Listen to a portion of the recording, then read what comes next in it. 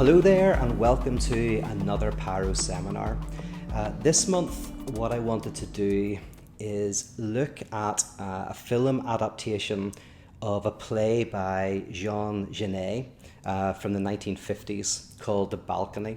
So Genet was a French playwright and in kind of the intellectual circles of the day, and wrote this kind of comedic play that was then adapted by Joseph Strick, an American director, and released in 1963. And it has one of my very favourite actors in it, which I was really pleased when I looked it up. To be honest, when I first read about it, I thought, okay, I'm going to have to watch this because there's a few philosophers talk about the film. Alain Badiou talks about it in a recent book that he's just brought out.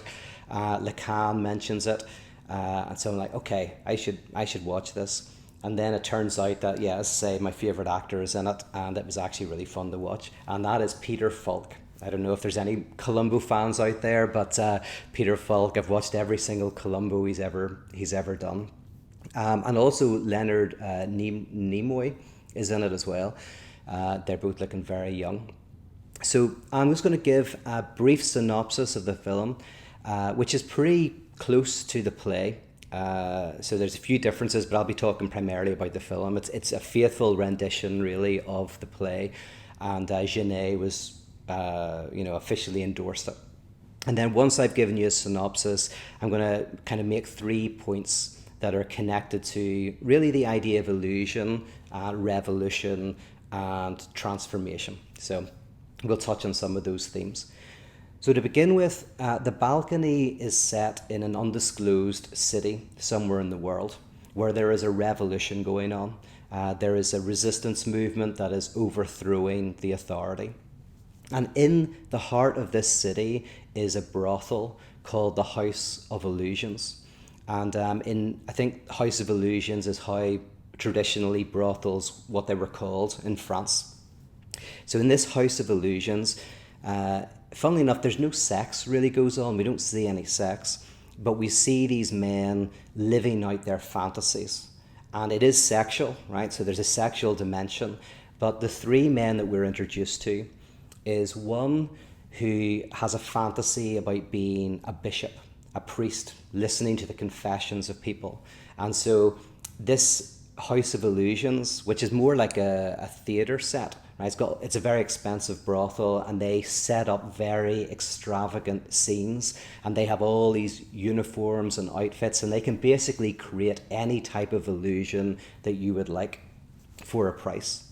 So this first guy, he dresses in the full kind of priestly garb, and there's a confessional, and he listens to the confessions of this young woman. And so the women are the people who help enact these fantasies. The second fantasizes about being a judge, and so dresses up as a judge and then is basically giving clemency to this shoplifter. And then the third is a guy who dresses up like a general, and he's going out to war, and the woman pretends to be his horse. And so they've got these 3 really funny kind of comedic scenes setting it up, these 3 men just living out their fantasies. And you can see it's all about power. Right? They're fantasizing about powerful figures. They're not powerful in their everyday lives, but they're thinking about the priest, the judge, the general.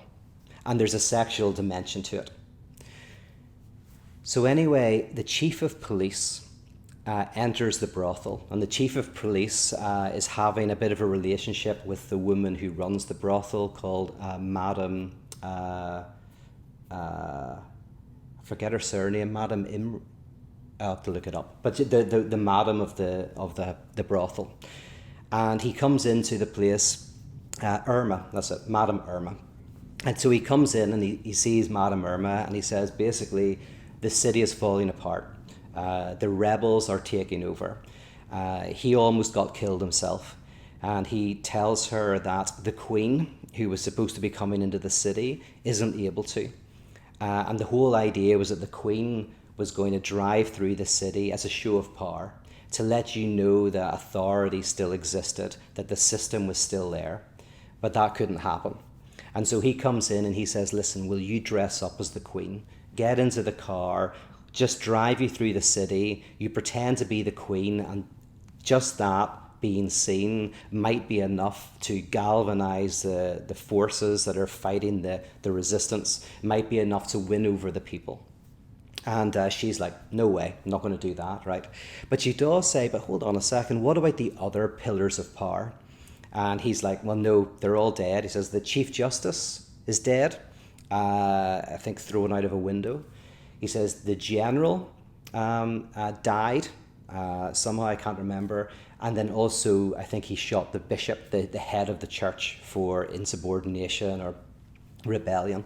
So he says that the various pillars of society have all been killed. And so this is basically galvanizing the resistance force. And so the woman says, okay, well here, I can find you 3 men who can pretend to be the Chief Justice, the General, and the Bishop.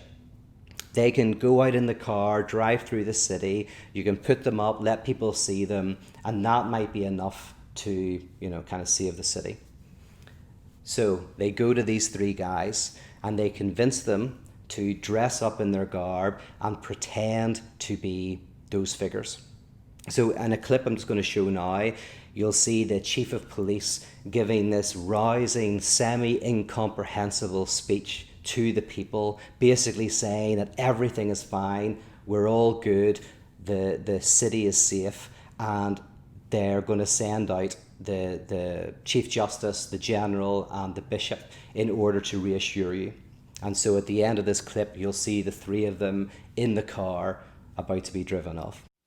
We interrupt this program of national music to bring you an urgent message from our heroic Chief of Police.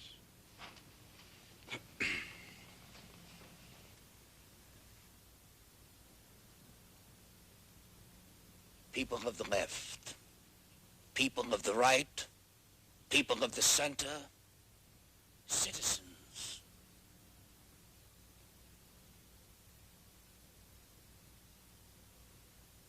I speak to you today. Yes, I speak to you today as a father.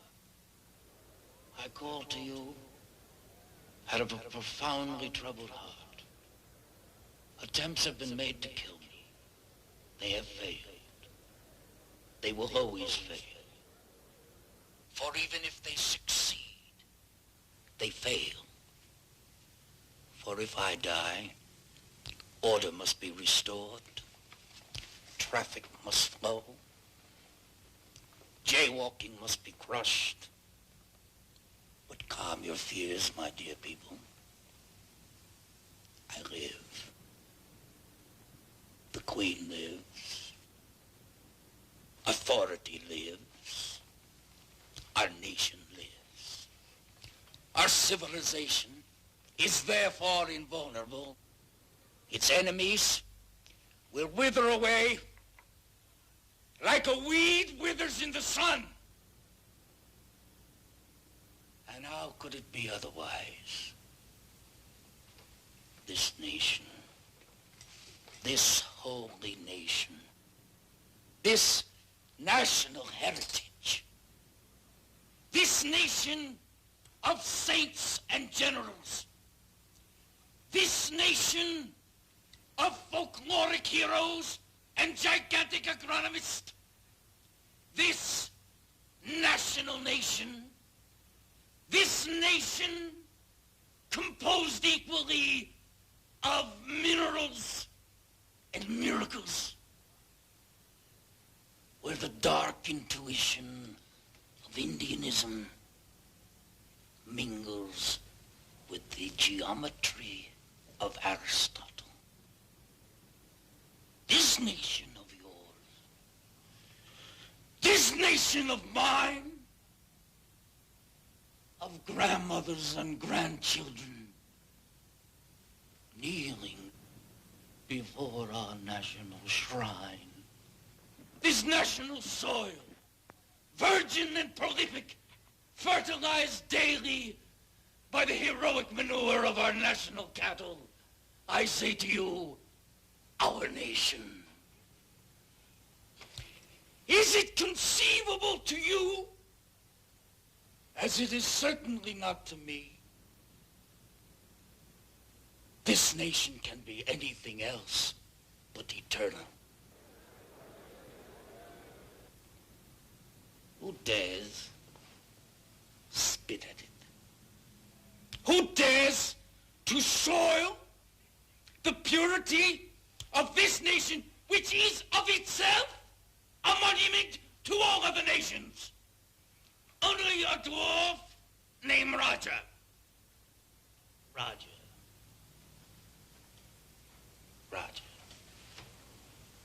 Roger is a fiction. If he exists at all, which I doubt, this unreal person, according to my infallible records, was knifed and killed by a fellow convict while serving a term for sex offenses, the obscenity of which I cannot read to you in the midst of this family setting. Roger, dead or alive, is a liar. A liar.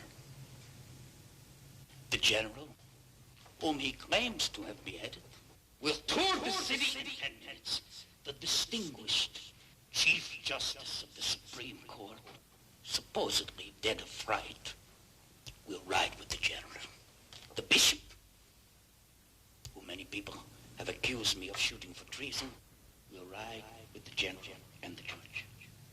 Now, I warn you to evacuate the northern section of the city, which is now occupied by the so-called rebels and used as their so-called headquarters. I have ordered the entire district blown up by high explosives. You have 3 minutes, a total of 180 seconds, at which point Roger, if he exists at all, will be blown to bits. The rebellion will be over. Long live the Queen. Long live the true, the authentic revolution. Long live your chief of police.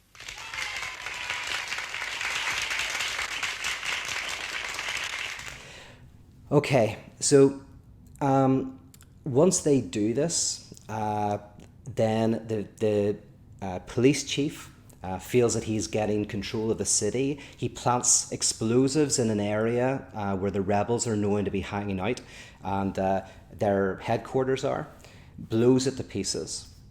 But the head of the resistance, a guy called Roger, survives.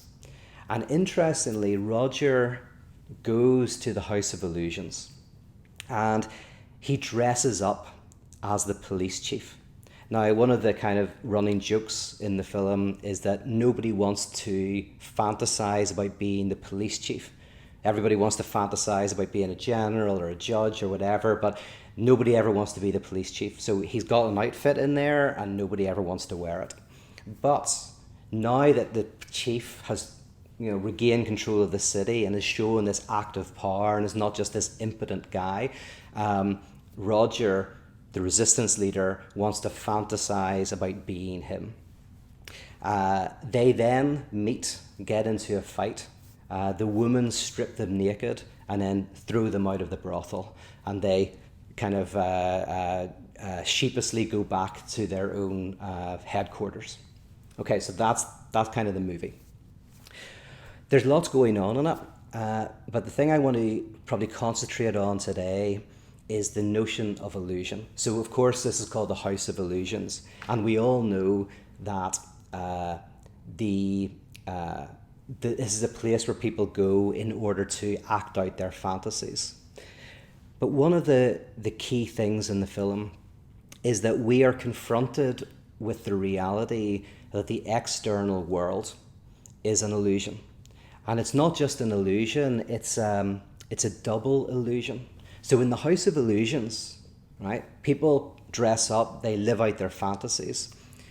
In the external world, there's a second illusion, which is the illusion that we do not live in an illusion. Okay, so there's an illusion, and then there is a second illusion, which is the illusion that we are not having an illusion. We're not living an illusion. And what I mean by that is, Lacan once said, a man who thinks he's a king is mad, but no more so than a king who thinks he's a king, right? So if you're just a regular person and you think you're a king, right, it's a sign of madness. But if you're a king and you completely identify with your role as king, you're also mad, because the fact is you're not a king. You're dressing up, you're performing a role, right? This is actually something that Jordan Peterson really misses when he talks about lobsters, right? If you know, he famously talks about lobsters and how they create these hierarchies. And this is a reflection of how hierarchies can work within wider animal kingdom and within human society. But for human beings, it's not that we simply kind of like our roles come naturally. We actually inhabit roles, right? You become a parent, you inhabit the symbolic role of a parent. Or if you're a judge or a therapist or whatever you are, you kind of inhabit that role. And the funny thing is, you don't have to be that good a person as long as you can act okay, right? So this is called sometimes the good enough parent. Is like you could have a therapist who's actually really not a nice person in their private life, a bit annoying or whatever. But when they inhabit the role of the therapist and they're sitting down and they're listening and they're making very few interjections, they can do their role incredibly well because we're projecting onto them this thing, right? They're inhabiting it. They're incarnating the role briefly. It's the same with being a priest, right? Just a regular person like anybody else, but when they put on the robes and they go into the confessional and they listen to what you have to say, there's a sense in which they inhabit a symbolic role and that we project something onto that symbolic role and it functions because of that, right? So that's a type of illusion. But the difference between the illusion of everyday life and the illusion within the brothel is in the brothel you know it's an illusion, but in real life, I mean, even the fact I'm using the term real life, right? We think that these roles we play are somehow like the lobster. They're just somehow natural. They're somehow what we are, expressions of us, and not things that we inhabit, that we put on like clothing. And this brings us to the philosopher Baudrillard. He's very good on this. I mean, one of the things he talks about is how we have these places within society, like Disneyland. And Disneyland is a type of fake world. We know it. When we go into Disneyland, we know it's a fake world. But what happens is then we leave the fake world and it actually solidifies our belief that this is real, right? By having this fake world, like knowingly fake world, it actually hides the fact that we're already living in a fake world, right? It's like, these reality TV shows, like I think there's one called Married at First Sight that's out at the moment, where I think people get married straight away. And I've heard conservative commentators say things about these types of shows. I heard actually a guy in a conference talk about something like The Bachelor or whatever, but saying that these shows make a mockery of marriage, right? But actually Baudrillard's point is the opposite. So this guy, when he said that, he was thinking that something like Marriage at First Sight kind of like mocks marriage, or kind of like undermines it and delegitimizes it in some sort of way.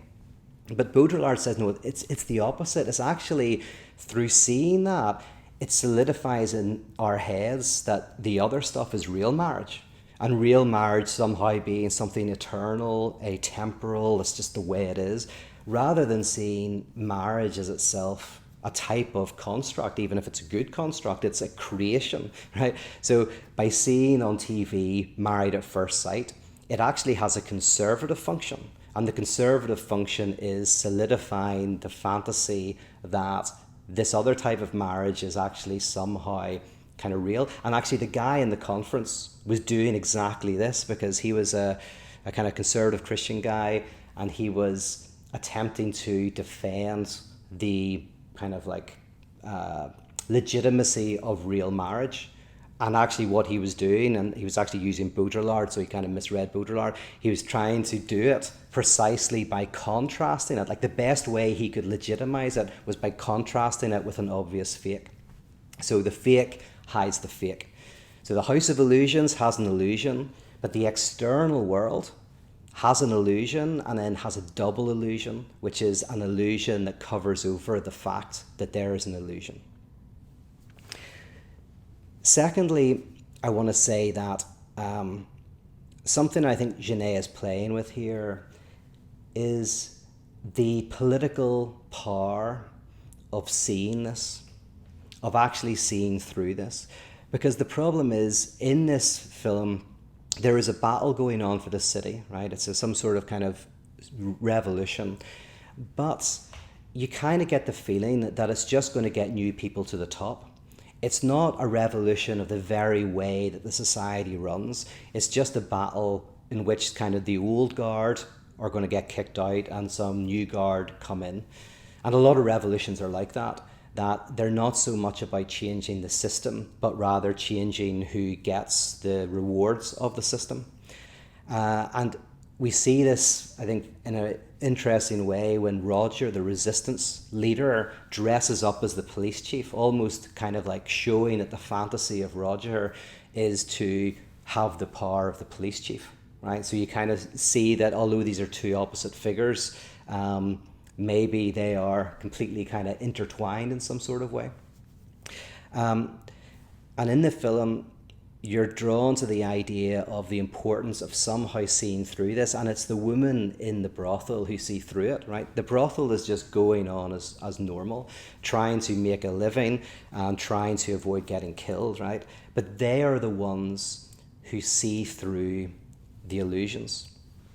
Now,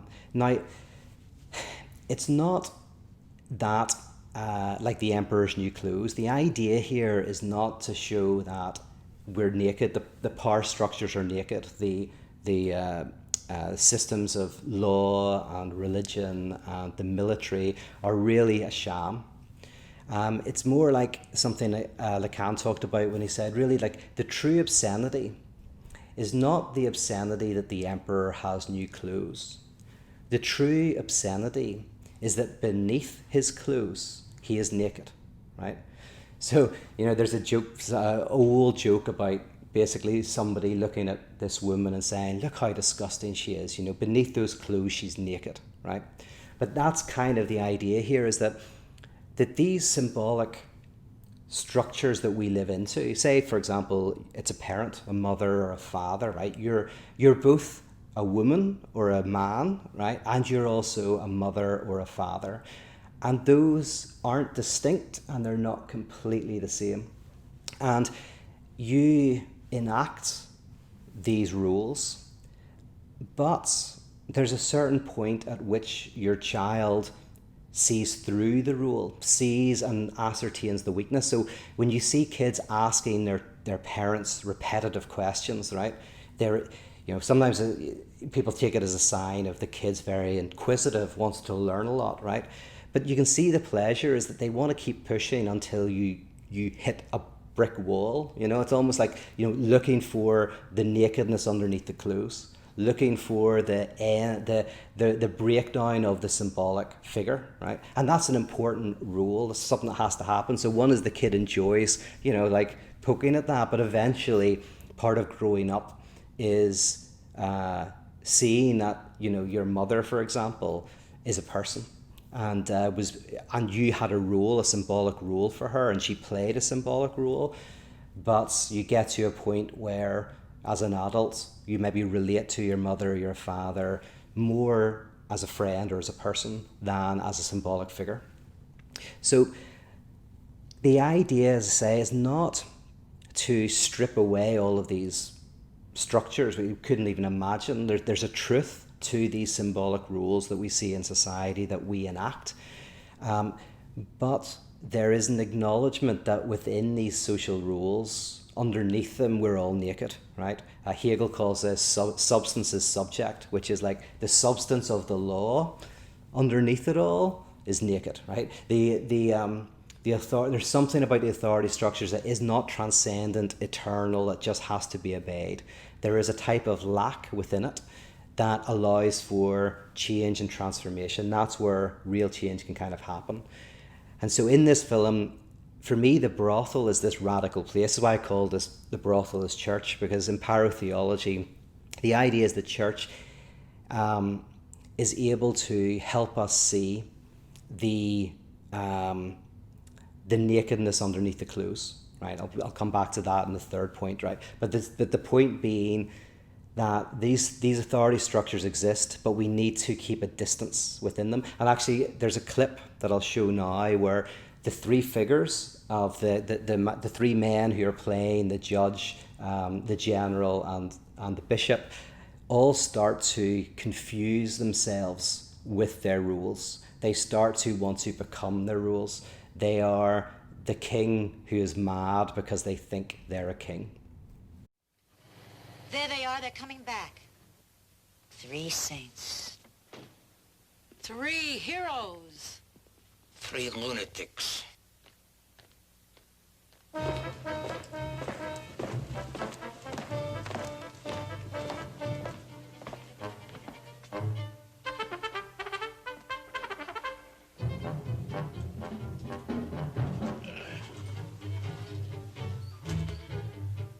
What we've been through.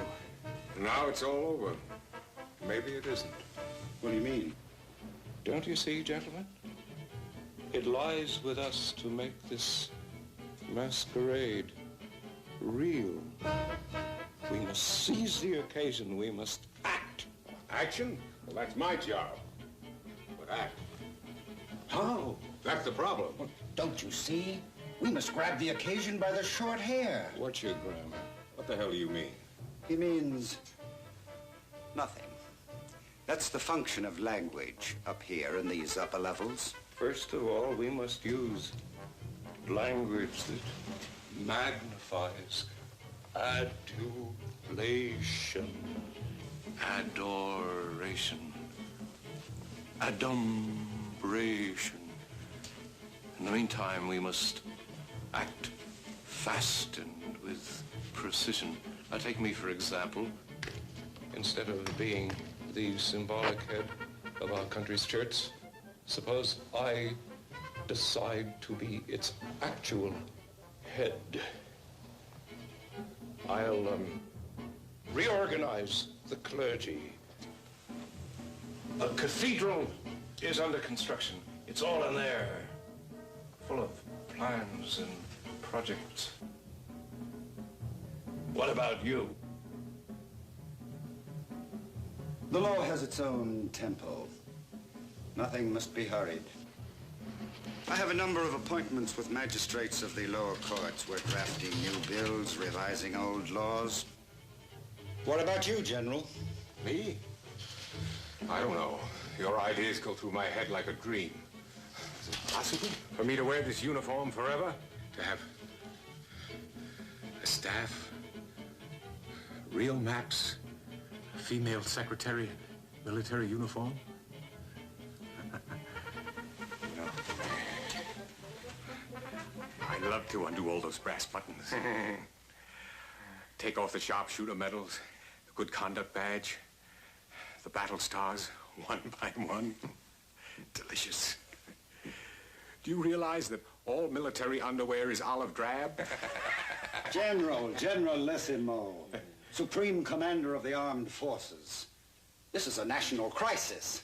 Yes, control your emotions, General. Don't you see that we must make a positive effort to seize power? All right.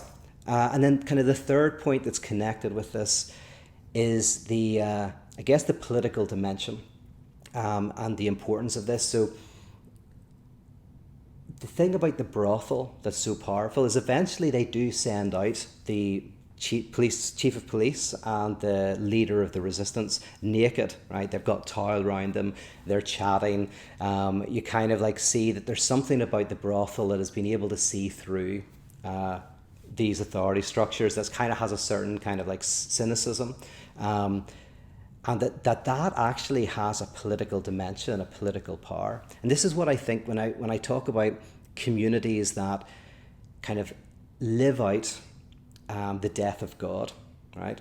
That these communities that live out the death of God have a political dimension, that if there's enough communities in a country that are kind of libidinally disinvested from these authority systems, kind of bowing before them, believing that they are impenetrable in some sort of way, or trying to usurp them and put ourselves into those places of power.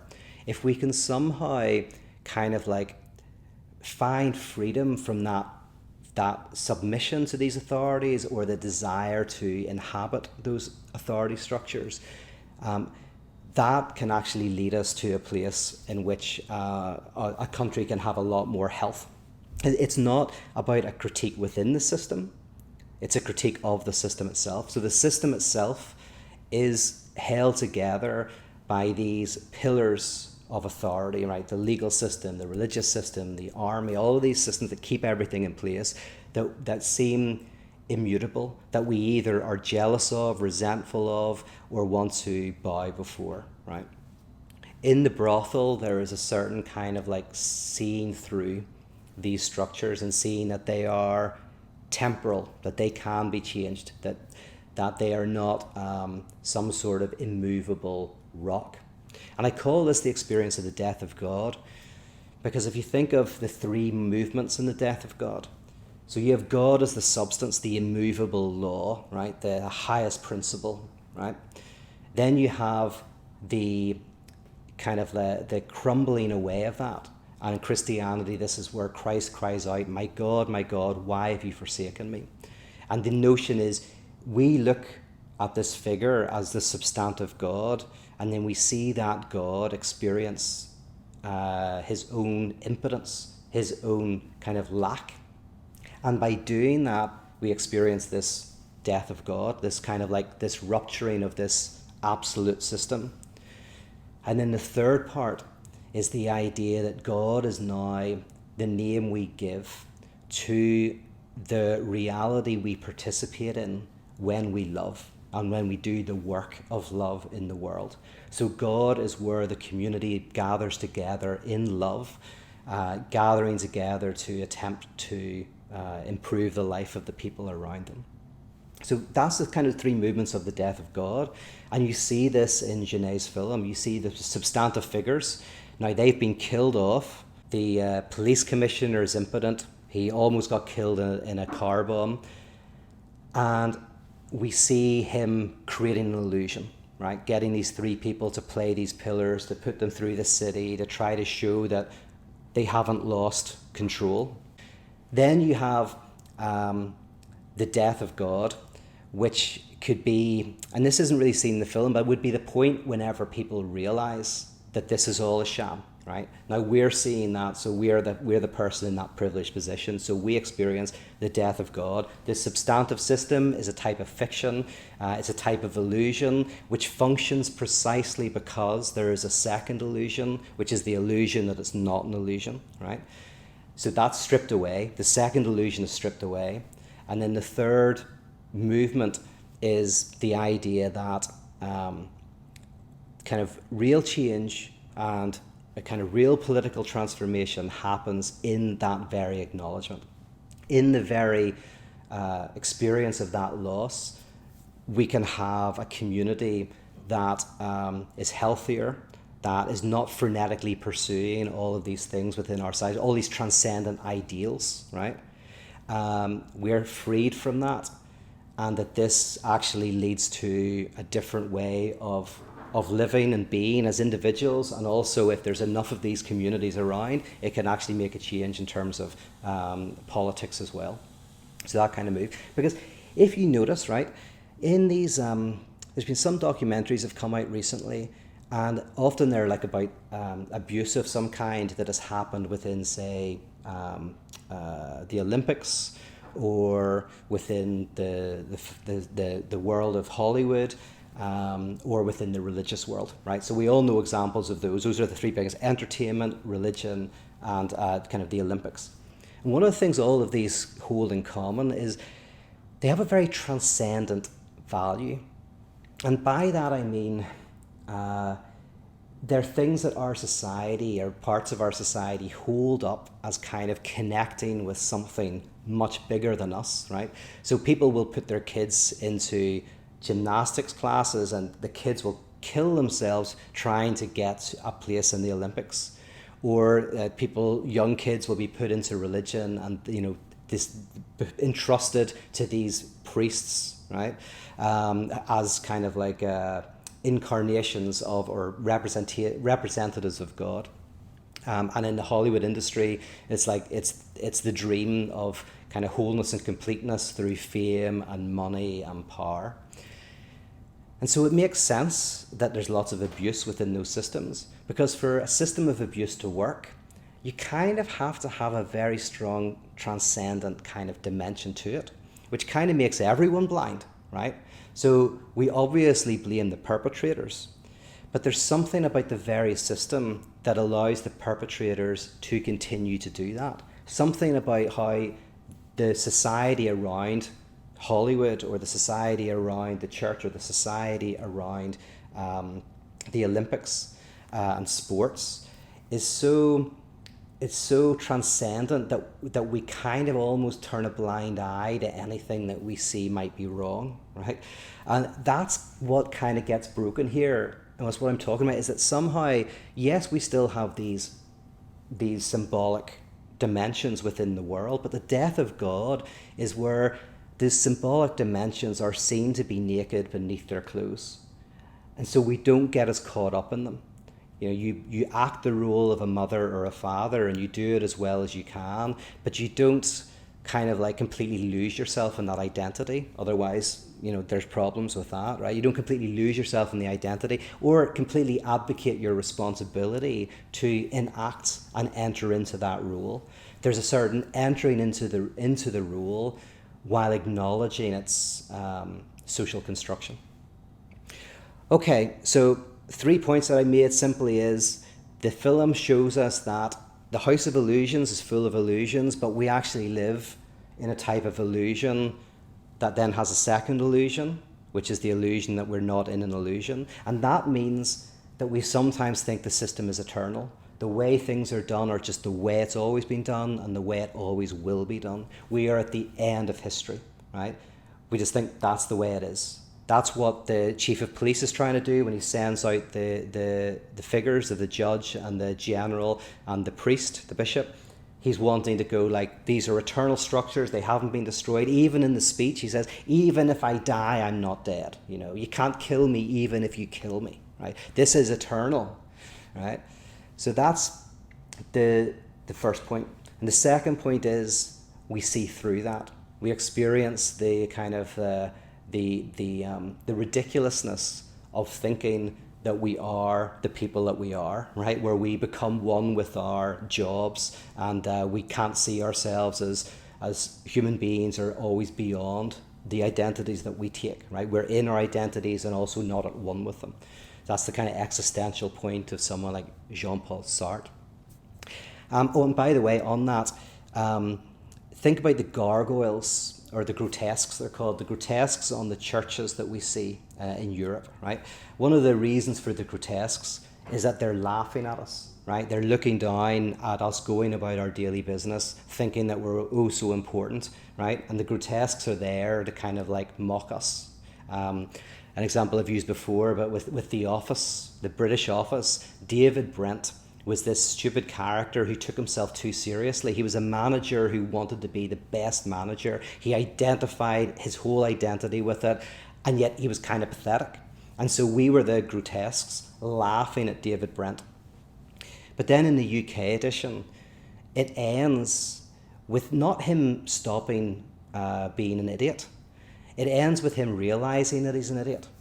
It ends with him having a brief glimpse that he's not very successful, he's not very smart, he's not great at what he does, a lot of people don't like him, and he sees it and he embraces it. He still is a manager, but he also embraces the impotent man behind the manager. And now it's not a comedy anymore. And it was a beautiful end. If you haven't watched the British Office, you need to watch it. And then there's a Also another film that was made afterwards about, I think it's called Life on the Road or something, but it's about him on the road, and I'd watched that as well. It's got this structure where David Brent takes himself too seriously. He's caught up in illusion, and an illusion that he's not caught up in an illusion. Eventually, he sees through it, and when he sees through it, he becomes a likable character. We don't laugh at him anymore, we identify with him. He becomes someone who we'd like to hang out with. Even though we spent the entire few series kind of mocking this guy, we're like, oh. So kind of like the only way out of the sitcom of life, where the grotesques of the audience laughing at us as we're walking about, is you kind of enter the church or enter the brothel, right? And realize the impotence of ourselves in our symbolic activities. And in doing that, we find ourselves then in the third point I was making, is we find ourselves in a community where we're able to be freed from this frenetic pursuit of something, or where we destroy ourselves by trying to live up to certain things, where we become these comic characters denying our ability to change and our subjectivity. You can all go home now. To your own homes, your own beds, where you can be sure everything will be even falser than it is here. Go on.